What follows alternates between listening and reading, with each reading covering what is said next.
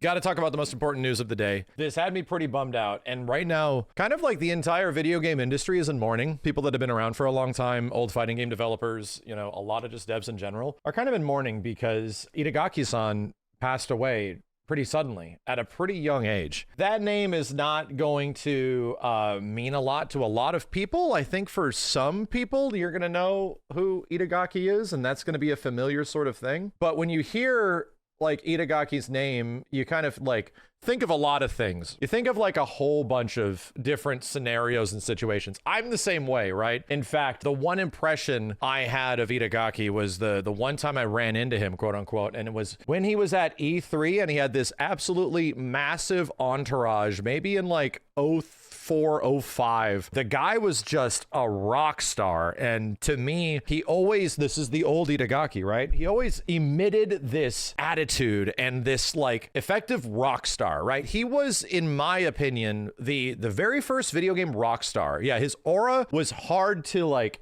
comprehend, and it came across as like very boastful and very like full of themselves, like, oh yeah, like our games are the best, your games are bad. I mean, that isn't my fault. Many reasons for this. Hold on a second. There's a famous image. People like have a lot of things they think about Itagaki, and one of them is that the man that truly hated Tekken.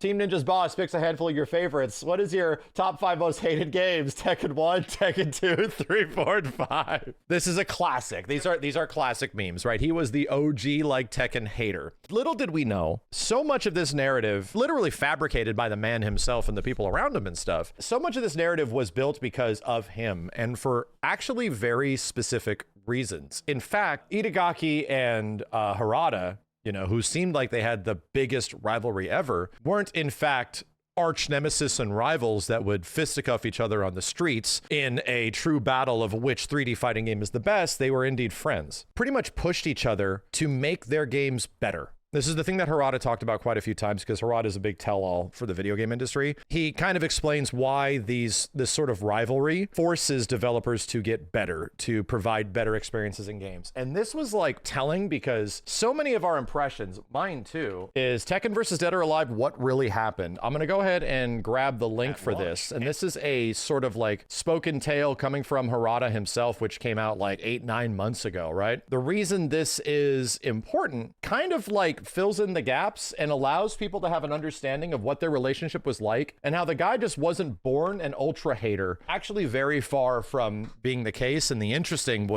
part of the story was that behind the scenes, they were always like aware of each other and working together. And the reason he had to do that is because he had a game that needed to stand out. He had a game that could not really like hold its ground because it was like a new IP trying to do new things that was next to games like Virtua Fighter and Tekken, like legendary games, right? And he had to go out of his way to like make his game relevant. And he did whatever it took to allow his art to come to the surface, whatever that might have been. And yeah, I get it. DOA gets a lot of shit over the years, you know, deservedly so because of the things that it sort of did to get people's attention and stuff like that. But from a fundamental visual, graphical, and fidelity standpoint, Team Ninja games were actually fucking crazy. If you go back and you start really paying attention to this era and why so many people in the industry are sort of mourning the loss of somebody at such a young age, at the age of 58. My dude, Team Ninja, and by the way, more credit to Itagaki, like pretty much the first big studio head of Team Ninja, right? We would not have Team Ninja to this day creating like the quintessential defining like action game experiences going all the way to like Neo and everything else, like way down the line. We would never have had that if it was for Itagaki. He is the master ninja. Like that was what he was called in magazines and stuff like that. So yeah, if we go back to the most defining parts of this, which is Team Ninja and the OG Xbox. The OG Xbox was practically defined by games like Halo and first-party Microsoft titles, but a lot of those didn't hit. In fact, most of the OG first-party Microsoft titles that came out with the original Xbox, you almost will remember none of them. Gears of War was Xbox 360. Halo was like one of the only things. You're not remembering Brute Force and Fusion Frenzy, man. But what happened was they got Team Ninja to start making games for the original Xbox.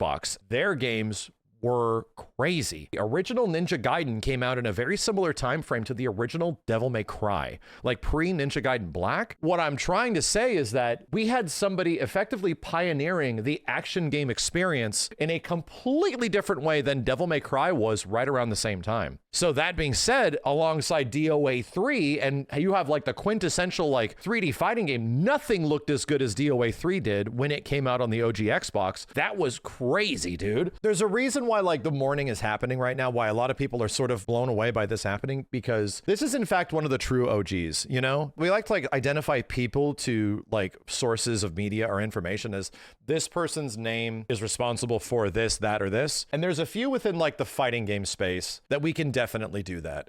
Ed Boon is as synonymous with Mortal Kombat as John Madden is with football. Harada-san is as synonymous with Tekken as he is to this day. Sakurai is pretty much one-to-one with Super Smash Brothers because that makes sense. He's just been around and doing it for so long. And to be real, one of the only other ones that has been directly attached and doing stuff and kind of like a direct representative for their franchise, their game, their studio was Itagaki. Those are the ones that have just been around forever. And we lost one of them. And yeah, Itagaki, the pioneering mind behind like the original Dead or Alive series, he goes all the way to like DOA 4 before he leaves Koei Tecmo. Goes on to do his own studio and do his own thing. But like, it was pretty clear from this video, if you check it out from Harada, this guy was like doing things his way, wanting to make the games that he wanted to make and get them into the hands of other people. I have to give like credit where credit's due. I was jealous that like Xbox games looked that good. Like it was one of the things that made me want to get in and play games like Ninja Gaiden or DOA 3. And I owned both of them on the original Xbox when Ninja Gaiden was hard as balls. He was also one of the original pioneering like people about like a game could be hard and you can have fun. That was his philosophy behind the first Ninja Gaiden, was that, paraphrasing,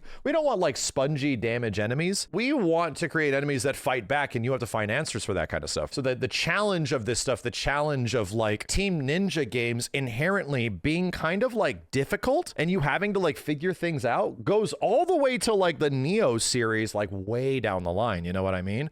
And now the element of challenging Souls-like is just a thing that's been around. Anyway, yeah, I have to read one of the best messages about Itagaki-san's passing, because Harada was like in contact with this dude. He went to his like wedding and stuff like that, you know? And probably one of his like biggest OG friends. I don't want to read this, man. It's gonna make me cry. It's hard to believe, but Itagaki-san, my senior from university and my rival as a creator, has passed away. The last message I ever received was, let's go drinking. Let's make some noise soon. As all Japanese devs do. To think that he's gone at just 58, everyone dies eventually, but it's inevitable. But isn't it a bit too soon? Didn't you say we're gonna go out and you were gonna go defeat me someday? Didn't you come to my wedding wearing your usual black leather jacket and sunglasses and call me your comrade? Didn't you tell me to come to you whenever I was in trouble? I never even got a chance to consult you about anything. I'm just really depressed. His final message, which was left after his passing, Jesus, bro, I'm not designed for this. Words I leave behind. The flame of my life is finally about to go out and the message has been posted. It means the time has come. I'm no longer of this world. Entrusting the message to someone dear. My life was a series of battles and I kept on winning. I know I caused trouble for many along the way, but I followed my convictions and fought to the very end, and I have no regrets. One thing weighs on me. I'm deeply sorry to all my fans that I was unable to bring you my new work. I truly am. And that's just how it goes. Shit, dude.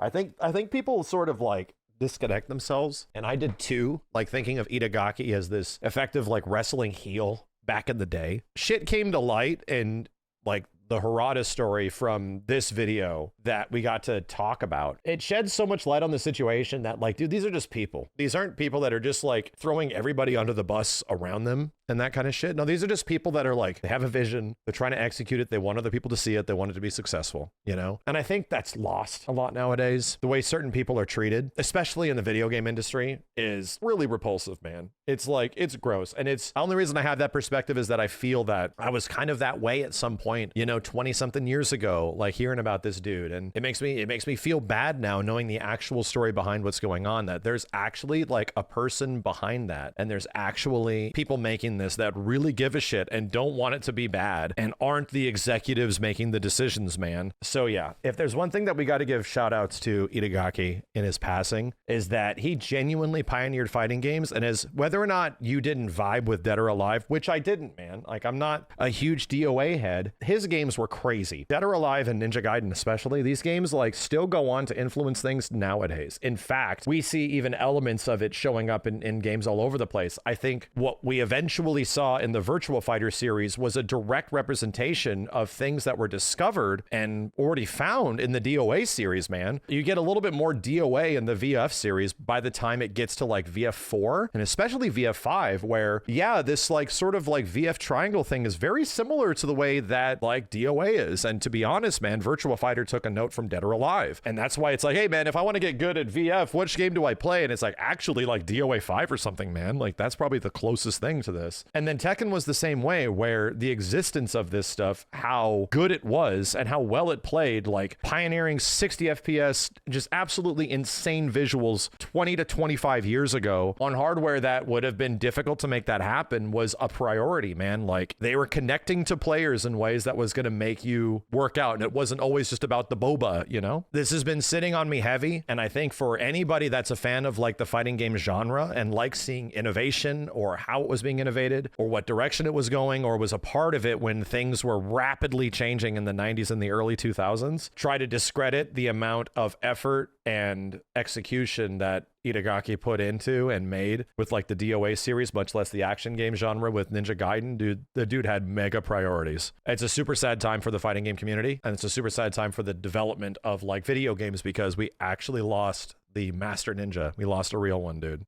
So rest in peace, Itagaki.